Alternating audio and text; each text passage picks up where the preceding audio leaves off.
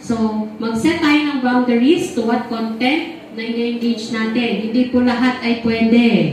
Amen. Dapat magkaroon ka ng content filter. Maging selective naman tayo. Huwag naman sana lahat ay tatanggapin. Amen.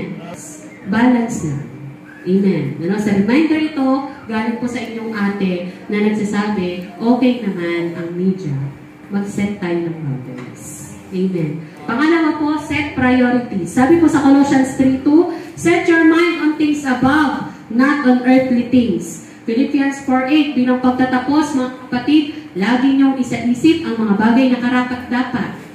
Kapuri-puri, mga bagay na totoo, marangal, matuwid, malinis, kaibig-ibig, at kagalang-galang. Ito daw po ang isa-isip natin. Paano natin isa sa isip ang mga bagay na ito kung bombarded tayo ng ibang klase ng negativity sa social media? No? Paano natin maisip ang mga magagandang bagay nito kung tayo, yung priorities, ano na ba ang priority mo ngayon? No? Ano na ba ang priority mo ngayon? Priority mo pa rin ba ang Lord? Sabi sa Matthew 6:33, sino naka-memorize? But seek ye first the kingdom of God and His righteousness, and all these things will be given to you as well. Sana unahin pa rin natin si Lord sa lahat ng ginagawa natin.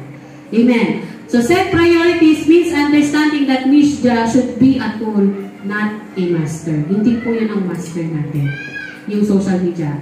No? Social media is meant to enhance our lives, not replace important relationship and responsibilities. Importante po ito sa buhay natin, pero sana hindi naman papalitan ng media yung mga importanteng bagay sa buhay natin. Lalo-lalo na po yung paglilingkod natin sa Panginoon. Amen. Ano po? Yun po yung pangalawa. And last, number 3 po, let your light shine online. Sino dito ang handang maging ilaw sa mundo ng online? No? You are called to be the light. Amen. Let your light shine online.